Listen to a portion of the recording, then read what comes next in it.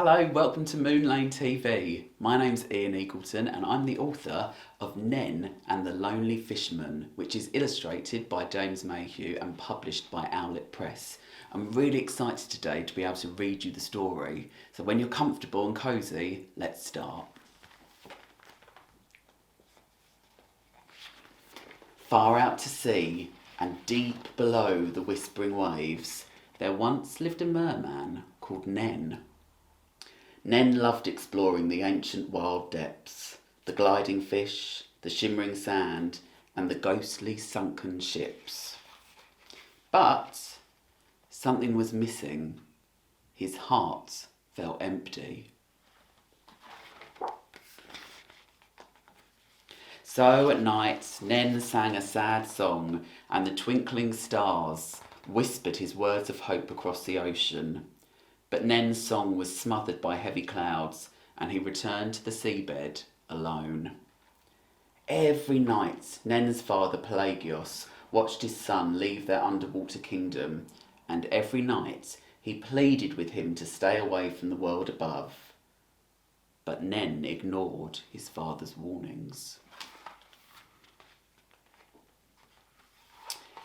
As he began to explore the world beyond his own, Nen noticed rows of fishing boats bobbing on the waves, and just beyond those fishing boats there lived a lonely fisherman called Ernest. He spent his days rescuing, freeing, collecting, dreaming and creating. But every night Ernest gazed out to sea and wondered if something more was waiting for him just beyond the horizon. Then, one still clear night, he heard something drifting over the sighing ocean, something beautiful and mysterious. I wonder what it could be. Shall we find out? It was Nen's song. It was so tender and brimming with such courage that a long-forgotten feeling stirred inside the lonely fisherman's heart. Filled with excitement, Ernest set off to find out who this magical voice belonged to. He searched and searched the swirling sea waves and became aware of something, someone just out of sight. A ripple, a shimmer, a flicker. Could it be? A merman! The silver moon shone down on Nen's hair, and glittering salt-splashed jewels made Ernest's eyes sparkle. As the soft nighttime breeze wrapped around them, they both felt their hope turn to happiness. His face etched with worry, Pelagios begged his son to stay away from the humans in the world above. They were destroying his precious oceans. But Nen knew that Ernest was different. So he returned each night to see him in his rickety boat. Together they would talk and laugh and dream, while the skies changed from a golden amber to an inky purple. One night, as Nen swam back to his hidden world, far beneath the ocean's surface, Pelagios could no longer control his frustration. Tears of anger and sadness began to fall, and great clouds gathered. Thunder roared. Splinters of lightning were flung across the sky. Poor Ernest was thrown from his rickety boat into the raging sea.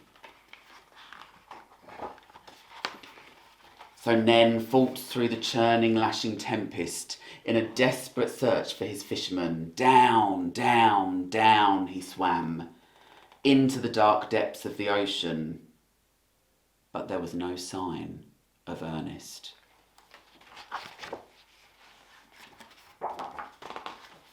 Nen struggled upwards through the violent waves. Suddenly, he spotted something just out of reach. A gasp, a kick, a splash. Could it be?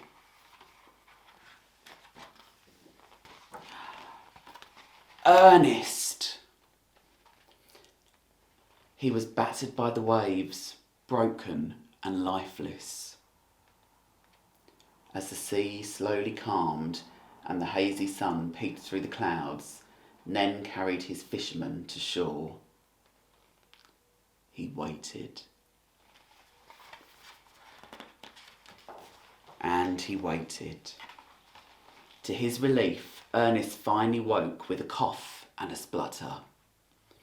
He smiled, looking up into Nen's worried eyes. Pelagius wondered if perhaps, just maybe, Ernest was different after all. Now, as he looks out across the calm sea, Ernest is no longer lonely.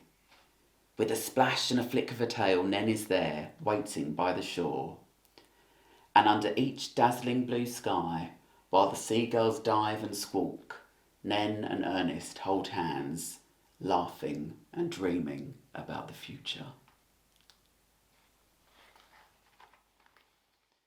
Now, I was thinking about a writing activity that you could do linked to Nen and the Lonely Fisherman, and I was thinking, wouldn't it be wonderful if you wrote your own fairy tales?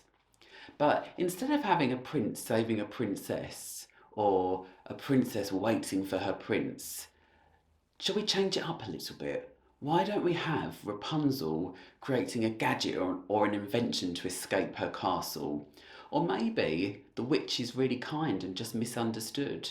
Maybe you might even want to tell the story of the Princess and the Pea from the Pea's point of view. Have a go at writing your own fairy tale. Take care, everyone. Bye.